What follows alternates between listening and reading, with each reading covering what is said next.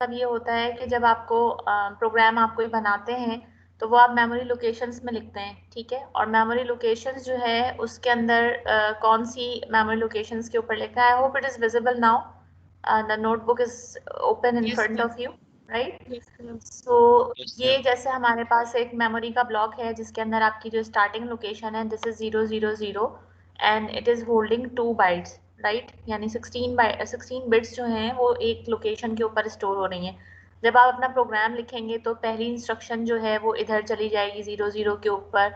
Depend करता है कि वो इंस्ट्रक्शन 2 बाइट की है या 4 बाइट की है। माइक्रो कंट्रोलर के अंदर हमेशा जो इंस्ट्रक्शंस हैं AVR माइक्रो कंट्रोलर के अंदर वो आपके पास या तो 2 बाइट की होती हैं या 4 बाइट की होती हैं। इवन नंबर में होता है, इसमें यहाँ पर 3 बाइट या 1 बाइट का कॉन्सेप्ट नहीं होता। तो एक लोकेशन जो है वो पूरी फिलअप होगी का मतलब 2 बाइट्स उसके अंदर ऑक्यूपाई होंगी। या लेट्स से कि वो 4 बाइट की इंस्ट्रक्शन है तो यानी 2 लोकेशंस ऑक्यूपाई होंगी क्योंकि हर लोकेशन पे 2 बाइट्स आ रही हैं, ठीक है। अब जब आपके पास कोई प्रोग्राम जब आप रन करते हैं या एग्जीक्यूट करते हैं तो इसका मतलब ये हुआ कि प्रोग्राम काउंटर जो है वो बताएगा कि कौन सी लोकेशन के ऊपर आपका वो पड़ा हुआ है, इंस्ट्रक्शन पड़ी हुई है, ठीक है। लेट्स से कि प्रोग्राम काउंटर जो है वो अभी 000 वाली जो लोकेशन है इसको पॉइंट आउट कर रहा है, ठीक है। प्रोग्राम काउंटर को हम एब्रीविएट करते हैं PC से, ठीक है। अच्छा, जब ये इंस्ट्रक्शन एग्जीक्यूट हो गई, लेट्स से कि ये जो इंस्ट्रक्शन थी ये आपके पास जो है वो 2 लोकेशंस की या लेट्स से कि ये 4 बाइट्स की। 2 लोकेशन बोलूंगी तो इसका मतलब क्या हुआ, क्योंकि इसके अंदर हर लोकेशन पे 2 बाइट्स हैं तो इसका मतलब है ये 4 बाइट की इंस्ट्रक्शन हुई।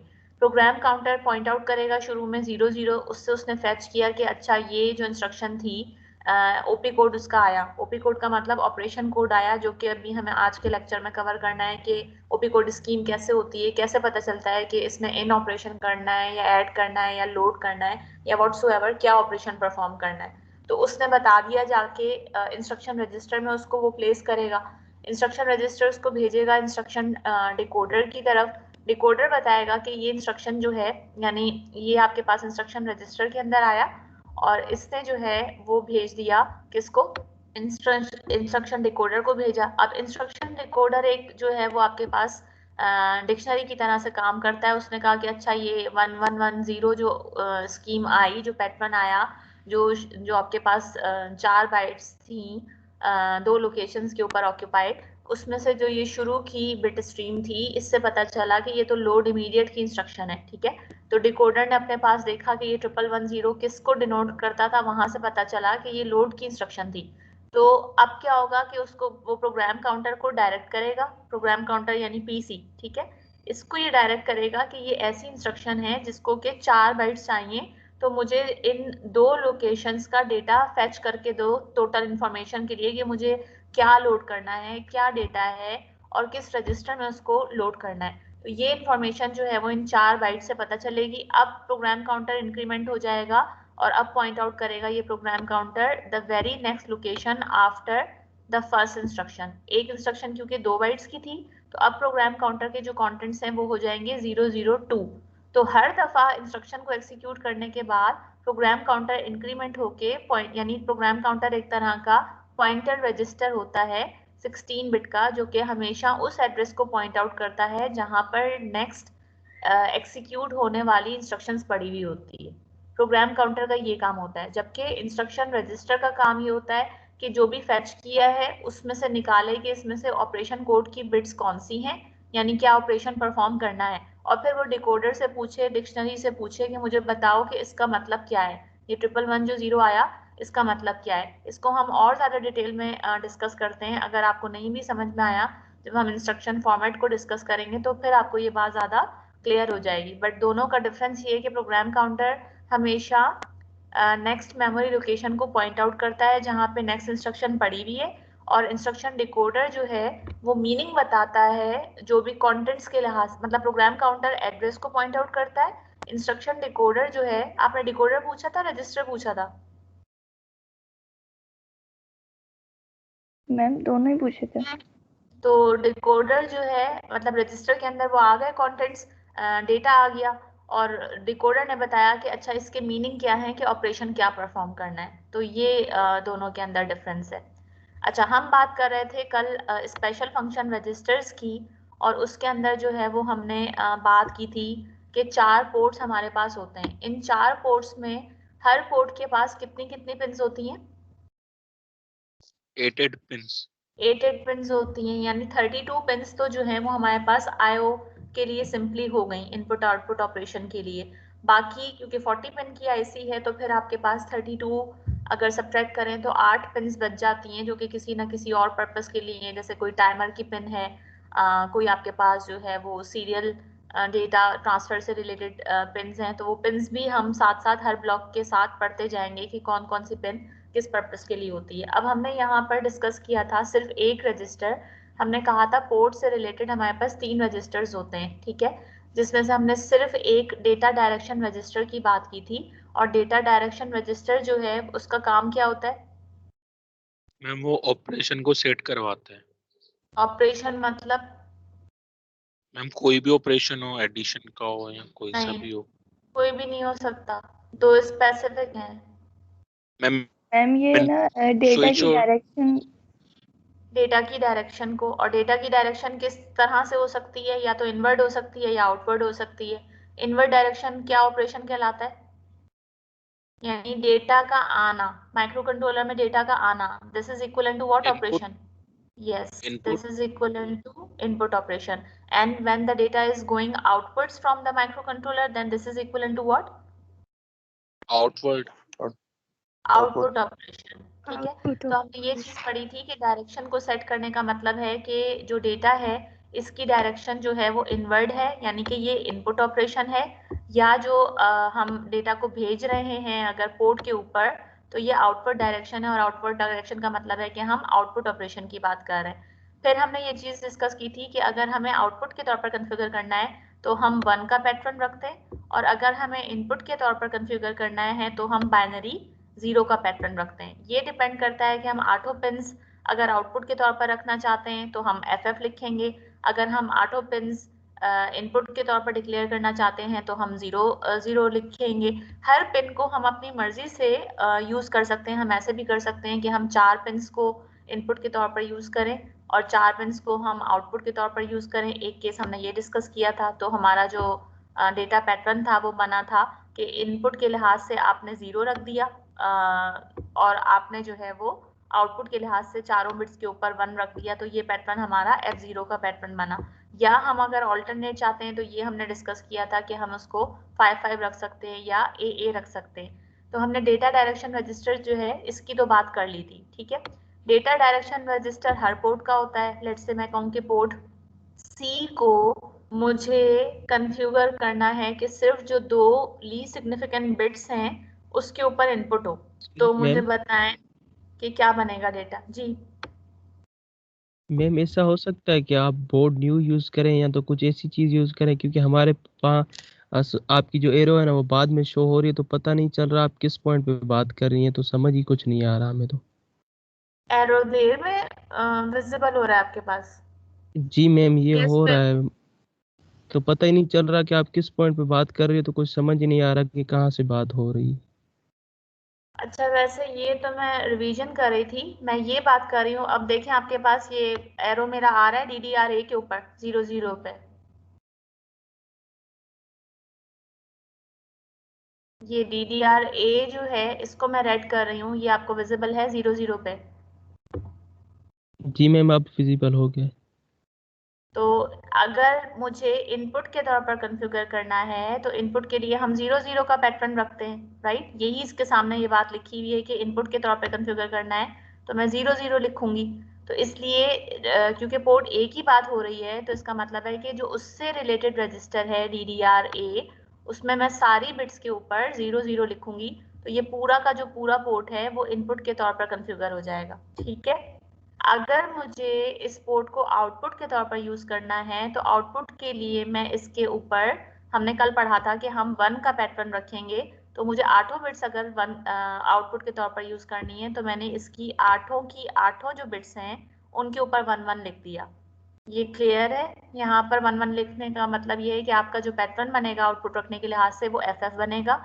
तो इसका मतलब है कि DDR-A के अंदर आप सारी की सारी बिट्स को 1 रखेंगे तो ये FF हो जाएगा। Is it clear? Yes ma'am. अब मुझे ये बताएं कि मैं आपसे क्वेश्चन कर रही हूँ कि अगर मुझे जो DDR पोर्ट C है जिसकी कि मुझे जो बिट्स हैं वो इस तरीके से चाहिए कि जो लीस्ट सिग्निफिकेंट बिट्स हैं, ठीक है, I hope this is visible to you. Least significant 2 bits जो यस हैं मैम। वो मुझे चाहिए इसकी इनपुट के तौर पर, ठीक है। 8 में से 2 बिट्स चली गई तो कितनी बचेंगी फिर? Ma'am 6 pen. 6 बिट्स जो हैं इनको मुझे कॉन्फ़िगर करना है आउटपुट के तौर पर, ठीक है। This is visible? Yes ma'am, Yes, very simple हो जाएगा। जो मोस्ट सिग्निफिकेंट बिट्स होंगे वहाँ पर 1 आ जाएगा और लीस्ट सिग्निफिकेंट बिट पे 2 जगह पे हम 0 रखेंगे। यही अब पैटर्न मुझे, हमारा चलता जाए। हाँ, अब मुझे पोर्ट C को यूज करना है। तो पहली तो बात ये कि डायरेक्शन सेट करने वाला जो रजिस्टर होता है वो कौन सा रजिस्टर होता है, उसका नाम क्या है? पोर्ट C से रिलेटेड डायरेक्शन सेट करने वाला रजिस्टर, उसका नाम क्या होगा? DDRC। DDRC। उसका नाम होगा DDRC, ठीक है। अच्छा, अब अगर मैं मोस्ट सिग्निफिकेंट की 6 बिट्स देखूं तो उसको मुझे आउटपुट के तौर पर कॉन्फ़िगर करना है। आउटपुट के लिए हम क्या रखते हैं? आउटपुट 1 के लिए में 1 रखते हैं। 1 रखते और हैं। मैं कितने 1 रखूं? 6। 6 1 रखे। और इनपुट के लिए क्या रखूं? 2 0 0। मैम 0। 0। तो ये जो पैटर्न है मतलब DDRC का वो क्या बना हेक्साडेसिमल में?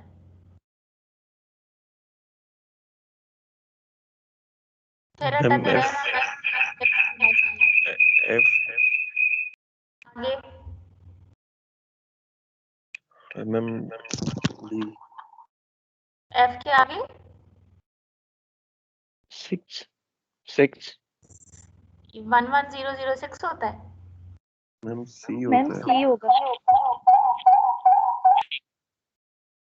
तो ये आपका बना FC हेक्साडेसिमल, राइट। तो इस FC तरीके से हम डेटा डायरेक्शन रजिस्टर जो किसी भी पोर्ट से रिलेटेड है उसको सेट कर सकते हैं। तो अब आपको ये पता चल गया जब भी हमें प्रोग्रामिंग करनी होती है उसमें सबसे इम्पोर्टेंट पॉइंट यही होता है कि आपको क्या लिखना है और कहाँ लिखना है। जितने भी हम इसके चैप्टर्स डिस्कस करेंगे उसमें प्रोग्राम बनाने से पहले पहली शर्त ये है कि आपको ये समझ में आए कि आपको क्या लिखना है और कहाँ पे लिखना है। जैसे इस वाले टॉपिक के अंदर हम ये चीज सीख रहे हैं कि कौन सा रजिस्टर जो है उसका पर्पस क्या है और उसके अंदर लिखने का जो स्पेसिफिक पैटर्न है वो क्या है, क्योंकि उसका एक स्पेशल तरीका है कि अगर आपने इस केस में ये है कि इनपुट के तौर पर डिक्लेयर करना है तो आपने 0 रखना है, आउटपुट के तौर पर डिक्लेयर करना है तो आपने 1 रखना है। अच्छा, अब जो बाकी रजिस्टर्स हैं हमने कल जो है वो DDR को डिस्कस कर लिया था। इसके बाद जो बाकी रजिस्टर है, अब मैं दूसरे रजिस्टर की बात करती हूँ। This is pin register. अब ये मैंने हाईलाइट कर दिया है तो ये थोड़ी देर के बाद आपके पास आ गया होगा, विजिबल हो गया होगा कि मैं रजिस्टर नंबर 2 की बात कर रही हूँ, यस। ठीक है। अच्छा, अब Yes, ma'am. ये जो रजिस्टर है हमारे पास ये है पिन रजिस्टर। इसके साथ X लिखा हुआ है। X का मतलब अगेन कि we have the 4 ports and these 4 ports are A, B, C और D। तो इसका मतलब अगर मैं पोर्ट A से रिलेटेड पिन रजिस्टर की बात करूंगी तो उसका नाम हो जाएगा पिन A। अगर मैं पोर्ट B से रिलेटेड पोर्ट B से रिलेटेड, हाँ, पिन B हो जाएगा, या जो है वो पिन C हो जाएगा, या फिर वो जो है पिन D हो जाएगा। तो हमारे पास ये इनपुट रिलेटेड ऑपरेशन परफॉर्म करने के लिए चारों पोर्ट्स के अलग अलग रजिस्टर हैं पिन के नाम से। इसका मतलब ये हुआ कि लेट्स से कि मैं एक पोर्ट है उसके साथ स्विचेस कनेक्ट कर रही हूँ, लेट्स से पोर्ट A के साथ, ठीक है। स्विचेस के ऊपर जो भी डेटा आता है मैं चाहती हूँ कि पोर्ट A से डेटा जो आ रहा है उसको मैं रीड करूँ और उसको मैं अपेयर करवा दूँ पोर्ट B के ऊपर, या in simple words you can say कि आपने जो है वो कॉपी करना है। कॉपी किसको किसके ऊपर करना है, यानी एक पोर्ट से डेटा ले और उसको जो है वो कॉपी कर दे दूसरे पोर्ट के ऊपर। तो इसको मैं लेट्स से कि यहाँ पे एरो बना के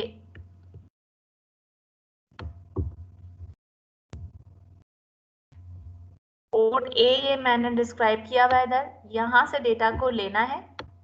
तो ये मैंने एरो बनाया है पोर्ट ए की तरफ के, यहाँ से डेटा को लेना है। जो भी पोर्ट ए के ऊपर जो डेटा आ रहा है उसको कॉपी कर देना है पोर्ट सी के ऊपर, ठीक है। लेट्स से कि जो पोर्ट ए है उस पर लगाए हुए मैंने स्विचेस। अभी थोड़ा मैं स्लो करके बोल रही हूँ ताकि आपके पास ये जो लेटेंसी आती है उसमें आपको ये विजिबल हो जाए।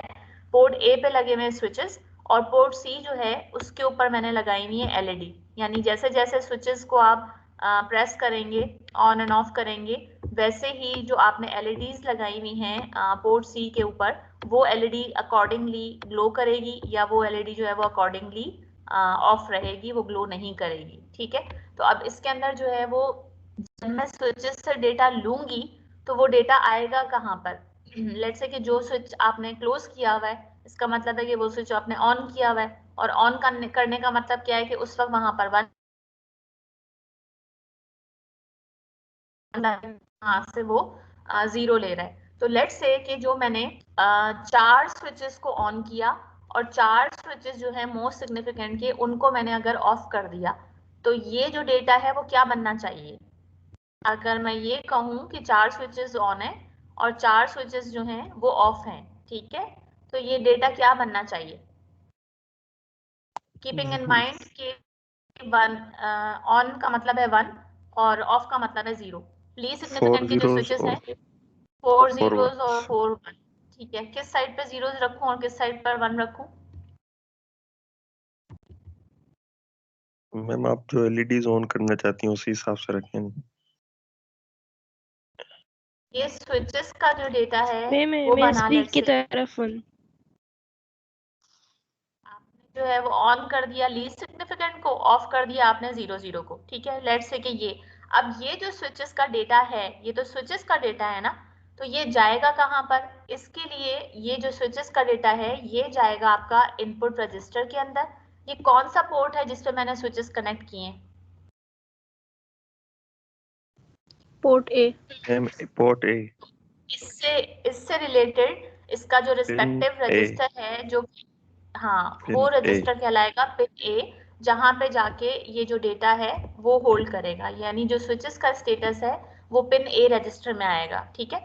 तो जो भी आप इनपुट लेते हैं जिस पोर्ट से आपने कनेक्ट किया हुआ है, लेट्स से आपने एलसीडी कनेक्ट इनपुट डिवाइसेस में आपके पास जो है वो कीपैड कनेक्ट हुआ हुआ है, या थंब व्हील स्विचेस होते हैं वो कनेक्ट हुए हुए हैं, या सिंपल स्विचेस हैं वो कनेक्ट हुए हुए हैं। जो भी आपने इनपुट के ऊपर कनेक्ट किया हुआ है उसके लिए आपके पास स्पेशल फंक्शन रजिस्टर होता है जिसको हम पिन रजिस्टर कहते हैं, तो वो उसमें जाके सेव होगा।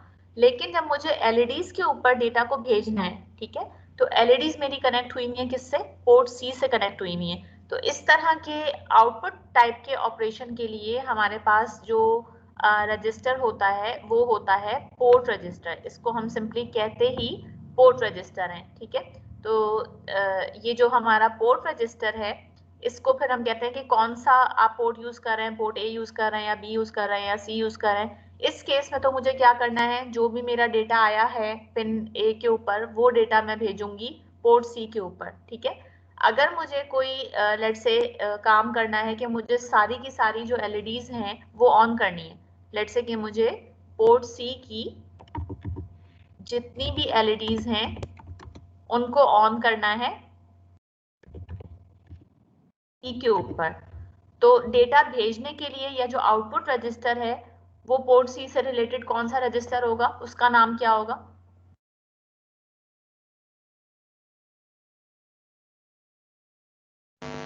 पोर्ट होगा मैम सिर्फ। क्या नाम होगा, पोर्ट। पोर्ट रजिस्टर होगा। लेकिन पोर्ट सी की बात हो रही है तो इसका पूरा नाम पोर्ट सी पोर्ट रजिस्टर 1। ही होगा। पोर्ट 1 नहीं, 1 2 3 तो है ही नहीं ना हमारे पास तो ABCD के नाम से पोर्ट है, तो ये होगा पोर्ट सी। और मुझे तमाम की तमाम एलईडीज ऑन करनी है, तो ऑन करने के लिए मुझे डेटा क्या बनाना पड़ेगा, 1 1। 1 तो 1 अगर 1 सारी की सारी 8 बिट्स 1 है तो इसका मतलब है हेक्स में वो क्या बना, FF। अब इसका मतलब क्या हुआ कि अगर मैं इसको सम अप करूं तो इसको सम अप करने का मतलब ये हुआ कि जब भी आपका कोई अगर इनपुट ऑपरेशन आपको परफॉर्म करना है कोई भी इनपुट डेटा आएगा तो वो हमेशा उसके पिन रजिस्टर में आपने इनपुट लिया, स्विचेस से लिया, कोई भी इनपुट आएगा तो वो हमेशा आके पिन रजिस्टर के अंदर सेव होगा। अब डिपेंड करता है कि आप कौन से पोर्ट के साथ कोई इनपुट डिवाइस कनेक्ट कर रहे हैं। अगर आपने पोर्ट बी के साथ कनेक्ट की है कोई इनपुट डिवाइस तो वो आके पिन बी रजिस्टर में सेव होगा। अगर आपने पोर्ट सी से रिलेटेड कोई इनपुट डिवाइस की है तो वो आके पिन सी रजिस्टर के अंदर डिपॉजिट होगा। ठीक, तो ये आपके इनपुट रजिस्टर होते हैं कि जो भी इनपुट आएगा वो हमेशा आके उससे रिलेटेड पिन रजिस्टर के अंदर सेव होगा।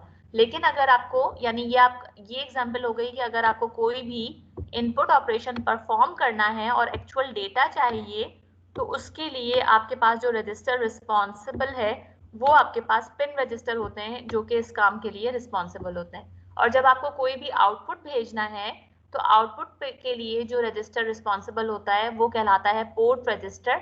तो ये आपका जो है वो आउटपुट रिलेटेड ऑपरेशन के लिए हमेशा पोर्ट रजिस्टर होते हैं। तो इस तरीके से जो हमारे ये 4 पोर्ट्स हैं ए बी सी डी, उससे रिलेटेड हमारे पास ये 3 तरह के रजिस्टर हैं जो हर पोर्ट के अंदर मौजूद होते हैं, DDR रजिस्टर, पिन रजिस्टर और पोर्ट रजिस्टर। अब मुझे एक एक का फंक्शन बताएं। DDR का फंक्शन क्या होता है? मैम डेटा को लेता है।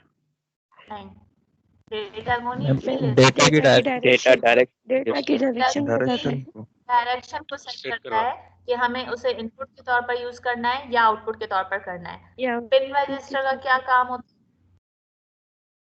मैम पिन रजिस्टर हमेशा सेव करता है जो हमारी डेटा हो हम इनपुट पे देते हैं वो पिन रजिस्टर में सेव होती है, है? जो तो भी इनपुट डेटा के लिए इनपुट से ऑपरेशन के आ लिए रही यूज हो, होता है। करेक्ट।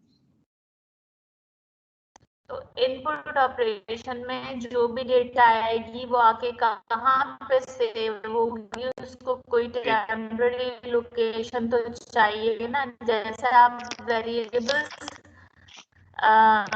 डिक्लेयर करते थे ना, बिल्कुल इसी तरीके से ये, क्योंकि हम हार्डवेयर की बात कर रहे हैं, फिजिकल पिन्स की बात कर रहे हैं, तो फिजिकल पिन्स की कनेक्टिविटी से जो भी डेटा आएगा वो एक्सक्यूज पिन मैम, रजिस्टर में सेव होगा। अच्छा, कोई एक्सक्यूज मी डेटा मैम। भेजना है मैम तो मैम उससे आपकी वॉइस रिलेटेड फिर नहीं कौन सा आ मैम रही। रजिस्टर होगा, आपकी उसका आवाज नाम क्या नहीं होगा? आ रही ठीक से। आउटपुट मैम अगर करना है तो जी, मैम आपकी पहले वॉइस मेरे बिल्कुल सवाल नहीं आ फिर रही मैं दूँ समझ। जी। मैम मैम आपकी आप अच्छा, आवाज मैं स्विच कर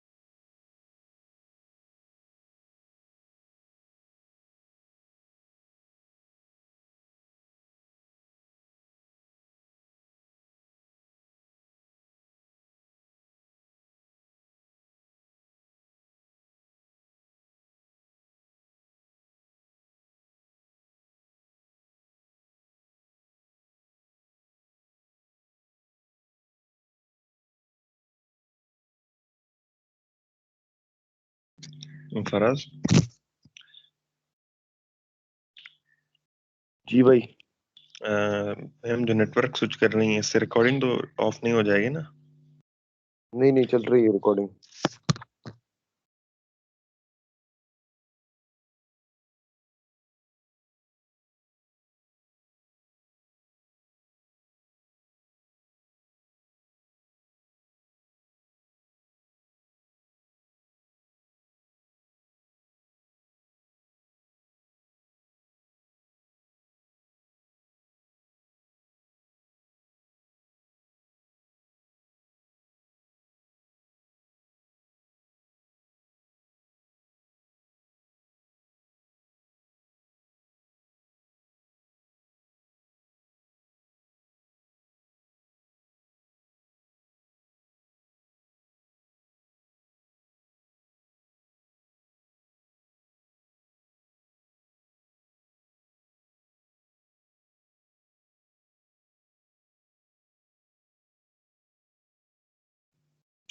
हसन भाई एसएस के लिए बना दे पाए।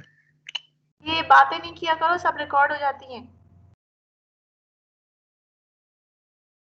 अब ये पूरी रिकॉर्डिंग के अंदर आएंगी जो जो जिसने बातें की होंगी। Okay, do I have to share the screen again? Yes ma'am. Okay, is it visible? Yes ma'am. जी मैम। और बाकी रिकॉर्डिंग आई होप थी ऑन। यस मैम, ऑन ही है। ठीक है, तो मैंने क्वेश्चन ये किया था लास्ट, हम जो पोर्ट की बात कर रहे थे कि जो अगर मुझे आउटपुट भेजना है तो उसके लिए कौन सा रजिस्टर रिस्पॉन्सिबल होगा? मैम पोर्ट रजिस्टर होगा। रजिस्टर। तो हमने तीन जो रजिस्टर्स हैं स्पेशल फंक्शन, उनको डिस्कस किया कि किसी भी पोर्ट से रिलेटेड हमारे पास तीन तीन रजिस्टर्स हो गए। अब क्योंकि हमारे पास 4 पोर्ट्स हैं तो इसका मतलब इन टोटल ये स्पेशल फंक्शन रजिस्टर टोटल कितने हो गए चारों पोर्ट के? पहले पोर्ट के भी ये 3 रजिस्टर हैं, दूसरे पोर्ट के लिए भी ये 3 रजिस्टर हैं। तो जब हमारे पास 4 पोर्ट हैं और हर पोर्ट से रिलेटेड 3 रजिस्टर्स हैं इनपुट आउटपुट ऑपरेशन रिलेटेड, तो इस तरह से ये टोटल कितने 12 रजिस्टर्स हो गए? 12 हो गए। यानी जो हमने टोटल 64 रजिस्टर्स की बात की थी कि हमारे पास जो सेगमेंटेड मेमोरी होती है उसमें 3 पोर्शंस होते हैं, ठीक है। तो इसके अंदर से हमने जो स्पेशल फंक्शन रजिस्टर का सेक्शन था जिसको हम आईओ रजिस्टर्स भी कहते हैं और एसएफआर कहते हैं, इसमें से 12 रजिस्टर तो सिंपली इसी काम के हो गए जो कि इनपुट और आउटपुट ऑपरेशन को परफॉर्म करने में मदद देने के लिए हमारे पास हर पोर्ट के पास 3 रजिस्टर्स मौजूद हैं। Okay, moving towards the extended memory के हमने ये तो बिल्कुल बेसिक आर्किटेक्चर की बात की थी कि उसमें ये 3 सेगमेंट्स हैं। कौन कौन से 3 सेगमेंट हमने कल डिस्कस किए थे? सबसे पहला सेगमेंट था जनरल पर्पस रजिस्टर का जिसमें 32 रजिस्टर्स थे R0 से R31। दूसरा सेगमेंट था हमारे पास स्पेशल फंक्शन रजिस्टर्स का जिसके अंदर 64 रजिस्टर्स होते हैं। और तीसरा सेगमेंट था हमारे पास SRAM का जिसको हम स्क्रैच पैड रैम भी कहते हैं, और इसमें जो साइज था वो हमने कल निकाला था कि 63 किलोबाइट से वो ज़्यादा होता है, 928 बाइट्स एक्स्ट्रा होती हैं। तो ये हमारे पास 3 सेगमेंट्स है। लेकिन अगर हमारा जो माइक्रो कंट्रोलर है उसमें हमने कहा कि टोटल ये 64 किलोबाइट की हमने डिवीजन देखी थी कि हमारे पास 64 किलोबाइट कैसे डिस्ट्रीब्यूट हुई नहीं है। लेकिन अगर हम एडवांस माइक्रो कंट्रोलर यूज कर रहे हैं, ठीक है, एडवांस माइक्रो कंट्रोलर का मतलब लेट्स से कि मैं एटमेगा 16 यूज नहीं कर रही या एटमेगा 32 जो है वो यूज नहीं कर रही जिसके अंदर ये बेसिक आर्किटेक्चर फॉलो हो रहा था, मैं इन रजिस्टर्स इन माइक्रो कंट्रोलर्स में से कोई अगर माइक्रो कंट्रोलर यूज कर रही हूँ मेगा 64 में से या मेगा 128 में से, तो यहाँ पर फिर हमारे पास जो है वो कॉन्सेप्ट आता है एक्सटर्नल या एक्सटेंडेड मेमोरी का। एक्सटेंडेड इनपुट आउटपुट मेमोरी का क्या मतलब है कि फिर आपके पास जो पोर्ट्स होंगे वहाँ पर जब हम बात करते हैं एडवांस माइक्रो कंट्रोलर की या हम किसी और माइक्रो कंट्रोलर के वर्जन की तरफ जा रहे हैं, तो जैसे मैंने आपको आर्डिनो के बोर्ड्स के अंदर दिखाया था कि एटमेगा की सीरीज का कोई भी AVR लगा हुआ है उसमें नंबर ऑफ पिन्स के अंदर डिफरेंस था ना, कि आपने देखा था कि जो नैनो था वो कितने पिन की आईसी थी? 23 या 28 पिन की आईसी थी, आर्डिनो यूनो वाली, नैनो नहीं आर्डिनो यूनो वाली जिसके अंदर DIP पैकेज लगा हुआ था। और जो हमने मेगा देखा था, मेगा सीरीज का बोर्ड देखा था, उस पे क्वाड फ्लैट पैकेज की आईसी लगी हुई थी और उसमें जो इनपुट आउटपुट पिन्स थे उनकी तादाद ज्यादा थी कि वो फिर चला जाता है किस तरफ, 56 पिन्स की तरफ चला जाता है। तो अगर हम 56 पिन्स यूज कर रहे हैं या इनपुट आउटपुट पिन्स अगर आपने ज्यादा यूज किए, अभी तो जो आपने माइक्रो कंट्रोलर का देखा ये सेगमेंटेड मेमोरी लेआउट, इसके अंदर हमने 4 पोर्ट्स यूज किए थे ना। 4 पोर्ट यूज करने का मतलब 32 पिन्स थी, लेकिन आपके पास अगर इनपुट और आउटपुट पिन्स ही ज्यादा हो गई तो इसका क्या मतलब है? In other words, can you say that you have more number of ports in those ICs or those microcontrollers? ये कह सकते हैं हम? यस मैम, एक्सटेंडेड हो गई। एक्सटेंडेड हो गई, राइट? क्योंकि जब आपने कहा 32 पिन्स थी, ठीक है, आपको 32 से बात समझ में आ गई कि 8 पिन्स एक एक पोर्ट के अंदर है, तो इसलिए 4 पोर्ट थे। लेकिन जब आप इनपुट और आउटपुट कह रहे हैं कि पिन ज्यादा हैं, तो इसका मतलब है कि पोर्ट्स भी उसके बढ़ जाएंगे। जब पोर्ट्स बढ़ जाएंगे तो इसका मतलब है कि ए बी सी डी से आगे आपके पास पोर्ट ई होगा, पोर्ट एफ होगा, डिपेंडिंग अपॉन द नंबर कि उस आईसी के अंदर इनपुट और आउटपुट के लिए कितने पोर्ट पिन्स हैं। तो वो किसी ना किसी, वो जो पिन्स हैं वो किसी ना किसी पोर्ट को बिलोंग कर रहे होंगे। तो इसीलिए आप यहाँ पर एक सेगमेंट देख रहे हैं जिसके अंदर यहाँ पर आप देख रहे हैं कि ये पोर्ट एफ आपको नजर आ रहा है लिखा हुआ। या अब जब कोई पोर्ट बढ़ गया, मतलब पोर्ट्स डी के बाद पोर्ट ई आ गया या पोर्ट एफ आ गया, तो जब कोई पोर्ट बढ़ेगा तो जाहिर सी बात है कि उस पोर्ट की डायरेक्शन को सेट करने वाला रजिस्टर भी होगा, यानी उससे रिलेटेड कौन सा रजिस्टर होगा, उसका नाम क्या होगा? डीडीआर। DDR, yes. तो उसका हमें डीडीआर भी चाहिए होगा, उसका जो है वो हमें पिन रजिस्टर भी चाहिए होगा, उसका हमें पोर्ट रजिस्टर भी चाहिए होगा। तो जैसे जैसे नंबर ऑफ पिन्स बढ़ते जाएंगे, इसी तरीके से उनसे रिलेटेड ये जो स्पेशल फंक्शन रजिस्टर्स हैं वो भी बढ़ते जाएंगे। तो अगर वो बढ़ रहे हैं तो उनको मेमोरी के अंदर कोई ना कोई एड्रेस भी तो चाहिए ना। जैसे आप किसी को अगर कोई प्लॉट देते हैं या कोई घर देते हैं तो उसका पर्टिकुलर कोई एड्रेस भी तो होता है ना, जगह भी तो चाहिए होती है। तो वो जगह कहाँ से आएगी? तो वो जगह जो आपके लिए पहले एसरैम के लिए रिजर्व थी, इस वाले लेआउट के अंदर हम जो देखें, जो हमने अभी इससे पहले वाला पढ़ा है, उसमें क्या हो रहा था, 5F तक हमारा ये स्टैंडर्ड आईओ रजिस्टर्स थे। अब हमारे पास रजिस्टर्स अगर बढ़ रहे हैं, जरूरत बढ़ रही है, पोर्ट्स बढ़ गए हैं, उससे रिलेटेड पिन्स बढ़ गए हैं, उससे रिलेटेड रजिस्टर्स बढ़ गए हैं, तो फिर ये 60 में आप देख रहे हैं कि वो एक्सटेंडेड मेमोरी जो है वो 60 से वाला जो पोर्शन है FF तक, ये उसके अंदर ऑक्यूपाई हो रही है, या ये जो है वो आपको यहाँ पे नजर आ रही है। इसी तरीके से जो रैम है, तो रैम जो है वो आपके पास हमने कहा कि पहले 0 से स्टार्ट हो रही थी, लेकिन 60 से लेकर FF तक तो अब एक्सटेंडेड मेमोरी जा रही है। तो इंटरनल जो रैम है वो लेट से 100 से स्टार्ट हो रही है, 100 से स्टार्ट हो रही है, हमें रैम भी कम पड़ जाती है। तो अब क्या करें? क्योंकि जो यहाँ पर आपने देखा कि एक कंटिन्यूटी का सिंबल बना हुआ है, इस केस के अंदर जनरल पर्पस में कि डॉटेड लाइंस बनी हुई है कि आपके पास ये पूरा एरिया मौजूद है कि अगर कोई आप एक्सटर्नल रैम की चिप लगाना चाहते हैं तो उसको आप मैप अप कर सकते हैं कि ये फिजिकल एड्रेस मौजूद है। जैसे होता है ना कि किसी रैम की स्लॉट्स है मदरबोर्ड के ऊपर, आपने देखी होंगी, या जिसके अंदर जो है वो आप आईसीज जो है वो प्लग इन कर सकें। तो कहीं पर अगर आपने आईसी ही नहीं लगाई हुई है तो उसका अगर आप एड्रेस जनरेट करेंगे तो वहां से वो क्या रिजल्ट्स रीड करेगा, क्या डेटा रीड करेगा? वहां पर तो कोई फिजिकल आईसी ही नहीं है, तो वो डेटा ही रीड नहीं करेगा।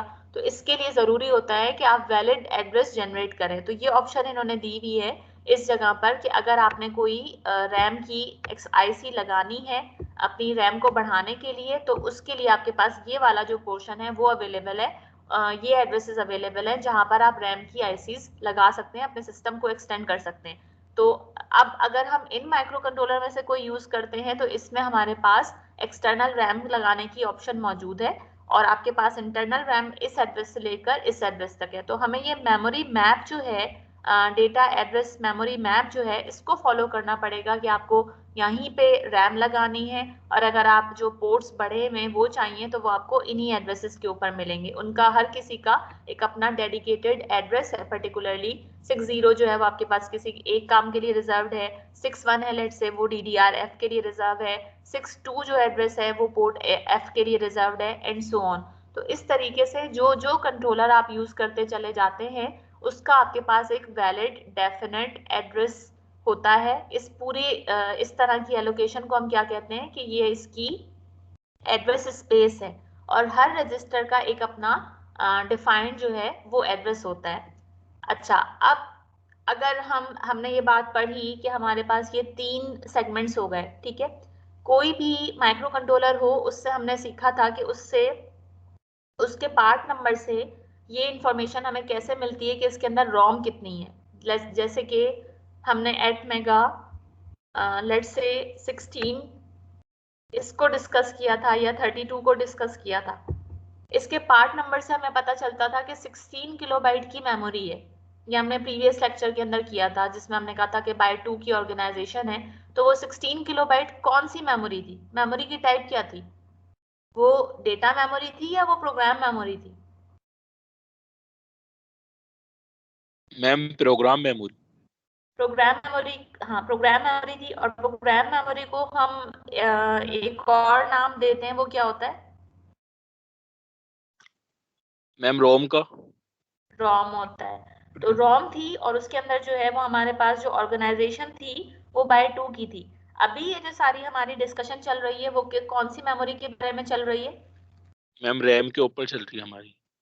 रैम के ऊपर चल रही है, यानी हम डेटा मेमोरी की बात कर रहे हैं। तो डेटा मेमोरी हमने देखा आर्किटेक्चर में भी कि वो 3 पोर्शंस में डिवाइड है। यानी इसमें स्पेशल फंक्शन रजिस्टर्स हैं, आईओ रजिस्टर्स हैं, इसके अंदर एसरैम है, और इसके अंदर जनरल पर्पस रजिस्टर्स हैं जिनको कि हम कहते हैं जीपीआर, ठीक है। तो यानी टोटल जो डेटा मेमोरी है वो हम कैलकुलेट कर सकते हैं, इनमें से हमें कोई भी वैल्यू दी हुई हो। अगर लेट्स से कि सब हमने जो माइक्रो कंट्रोलर ज्यादातर देखे उन सब के अंदर जो स्टैंडर्ड फंक्शन रजिस्टर या स्पेशल फंक्शन रजिस्टर्स, उनमें ज्यादातर तादाद 64 है। सिर्फ कुछ माइक्रो कंट्रोलर ऐसे हैं जिसके अंदर जो आपके पास एसएफआर हैं उनकी तादाद इजाफी है। और वो इजाफी क्यों है, जो हमने अभी अभी बात डिस्कस की कि वो इजाफी कब हो जाती है। एसएफआर का मतलब उसके अंदर एक्सटेंडेड। हाँ एक्सटेंडेड होने की वजह से। तो उसके अंदर एक्सटेंडेड पिन्स मौजूद हैं और पिन्स होने की वजह से ये जो रजिस्टर्स हैं वो बढ़ जाते हैं। तो इसका मतलब है कि ये लोकेशंस आपकी जो हैं वो बढ़ जाती हैं, ठीक। बट पॉइंट ये है कि अगर आपको स्पेशल फंक्शन रजिस्टर्स की तादाद गिवन हो, अगर आपको एसरैम की लोकेशंस की जो क्वांटिटी है वो गिवन हो, जनरल पर्पस आप रजिस्टर देखें मोस्टली आपको 32 ही नजर आ रहे हैं कि जनरल पर्पस रजिस्टर 32 हैं, ठीक है। तो आप टोटल डेटा मेमोरी अवेलेबल कितनी है वो साइज आप कैलकुलेट कर सकते हैं। लेट्स से कि हम बात करें अगर कि 8 मेगा 2560 है, ठीक है, उसमें आपके पास इजाफी हैं 416। 416 क्या, एसएफआर की तादाद जो है वो 416 है। तो अगर मैं आपसे पूछूं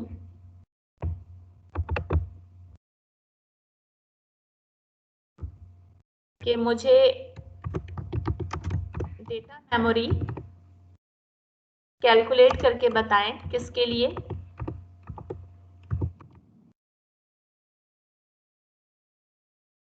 एट मेगा 2560 के लिए, ठीक है। इसमें आपको जो स्पेशल फंक्शन रजिस्टर्स हैं वो गिवन हैं कि वो आपके पास हैं 64 प्लस 4116,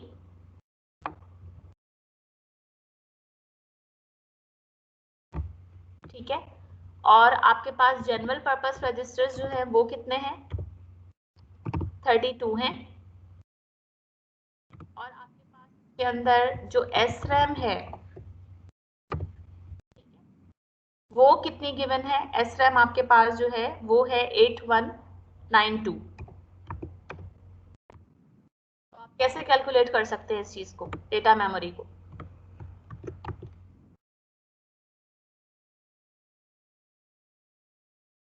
कैसे निकलेगी? अगर आपको एसएफआर गिवन है, आपको जीपीआर गिवन है, आपको एसरैम गिवन है, तो डेटा मेमोरी का साइज ऐड कर देंगे, क्योंकि हमारे पास जो फॉर्मूला है वो क्या है? कर देंगे मैं। GPR plus special function registers plus SRAM. Plus SRAM, ठीक है। अब इसका उलट भी दिया जा सकता है। उलट होने का मतलब कि आपको जो है ये जो शुरू की क्वांटिटीज हैं वो आपको गिवन है, कोई भी 3 जो क्वांटिटीज हैं, क्योंकि इस इक्वेशन के अंदर 4 आपके पास वैल्यूज है ना। तो ये हो सकता है कि इसका उलट भी दिया जा सकता है कि आपको ये डेटा मेमोरी गिवन हो, स्पेशल फंक्शन गिवन हो और जीपीआर गिवन हो, और आपसे कहा जाए कि आप जो एसरैम है उसको फाइंड आउट करें। तो ये सिंपल आपकी कैलकुलेशन हो जाएगी कि आप SRAM को जो है वो इस तरफ लेके चले जाए इक्वेशन के, और जो डेटा मेमोरी है उसको आप इस तरफ लेकर आ जाए तो ये सब्ट्रैक्ट हो जाए। तो ये आपसे उलट पुलट करके पूछा जा सकता है कि SRAM बताएं कि कितनी होगी। जो बेसिक फॉर्मूला है वो आपको ये याद रखना है कि डेटा मेमोरी जो है वो इन तीनों का कॉम्बिनेशन होता है या इन तीनों का सम होता है। फिर आपसे इसमें कुछ भी पूछा जा सकता है। अच्छा, इसके बाद नहीं, थैंक्स मैं अभी नहीं कर रही, अभी टाइम है।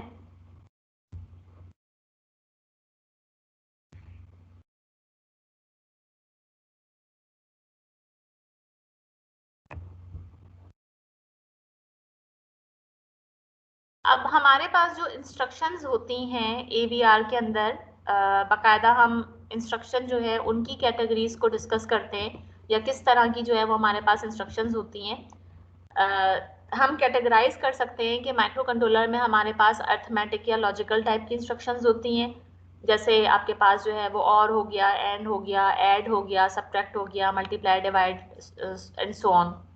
ब्रांच टाइप की इंस्ट्रक्शन होती हैं या जंप टाइप की इंस्ट्रक्शंस होती हैं। ब्रांच और जंप का मतलब क्या होता है, जैसे आप फॉर लूप यूज करते हैं, जैसे आप वाइल लूप यूज करते हैं, तो ये सारी जो है वो ब्रांच के अंदर आती हैं, क्योंकि जब फॉर का लूप जो है वो जब तक कंप्लीट नहीं हो जाता वो उसी लूप में रहता है, वरना ये जो है वो ब्रांच करके किसी और जगह पर चला जाता है कि जब ये ब्रेक होता है लूप तो उसके बाद इसने कहाँ पे जाना है। ठीक इसी तरीके से वाइल में है, इसी तरीके से इफ की स्टेटमेंट्स हैं। तो हम क्योंकि अभी पहले असेंबली लैंग्वेज के अंदर करेंगे, बट कॉन्सेप्ट वही है कि आपके पास ब्रांच या जंप की इंस्ट्रक्शंस जो हैं वो कंडीशनल इंस्ट्रक्शंस होती हैं। फिर हमारे पास थर्ड कैटेगरी आती है डेटा मूवमेंट की।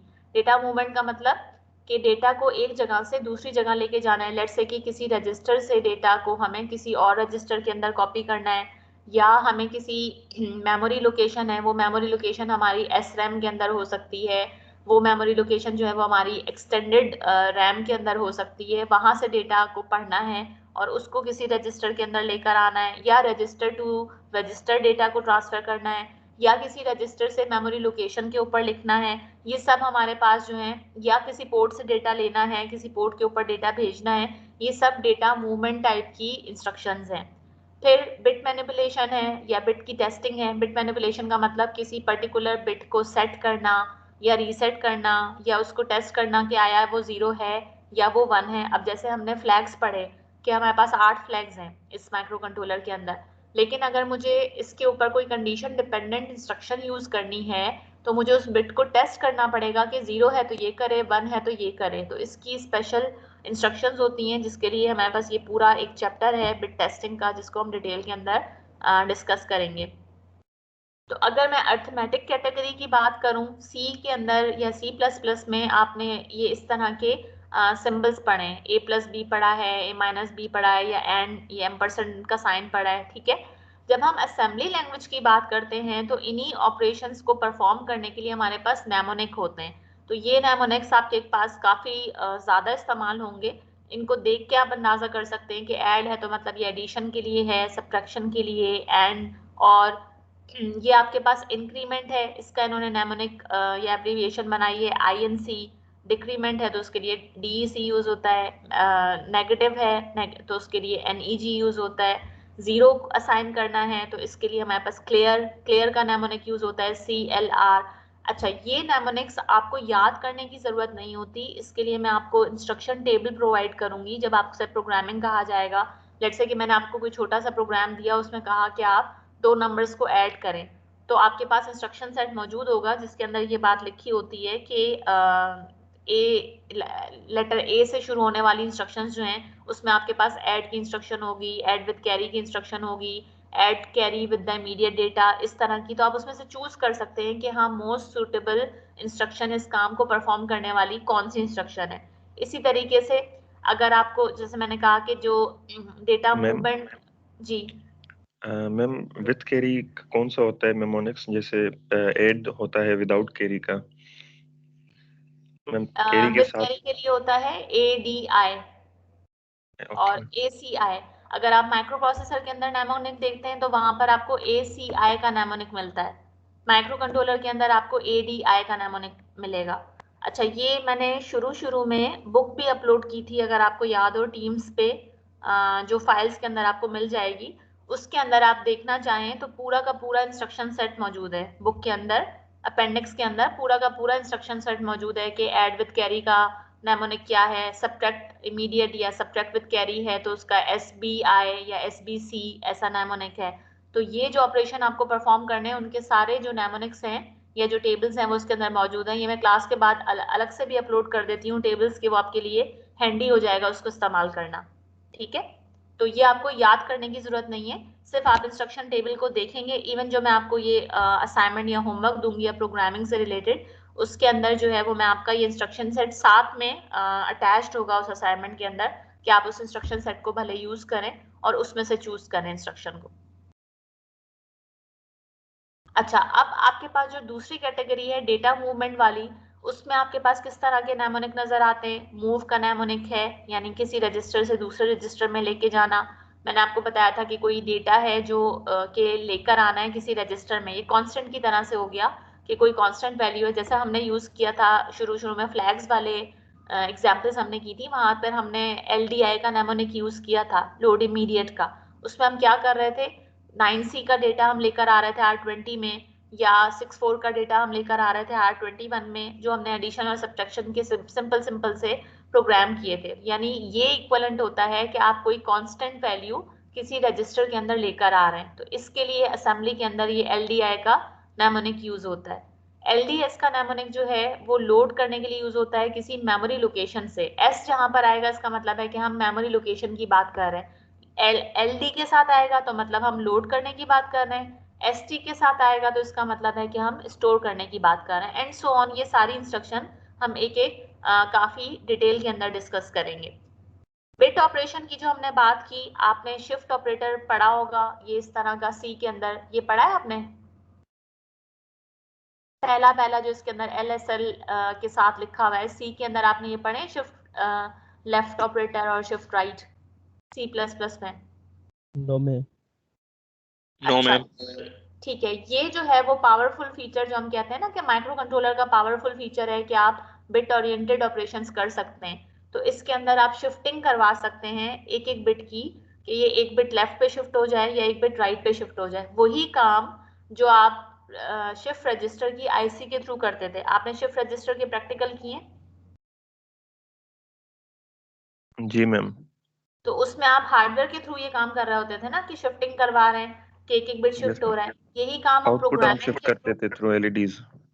थ्रू LEDs आपको उसको विजुलाइज करते थे, और शिफ्टिंग आप शिफ्ट रजिस्टर के थ्रू कर रहे होते थे।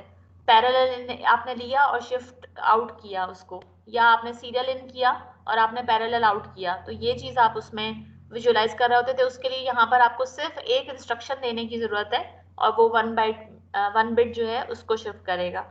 फिर कल की क्लास में इसको कंटिन्यू करते हैं डिफरेंट एग्जाम्पल्स के थ्रू, कि जो हम ये कॉन्सेप्ट पढ़ रहे हैं इसको हम प्रोग्राम के अंदर कैसे लिखते हैं, उसकी इंस्ट्रक्शन कैसे होती है। तो इंशाल्लाह we will continue this in the next class.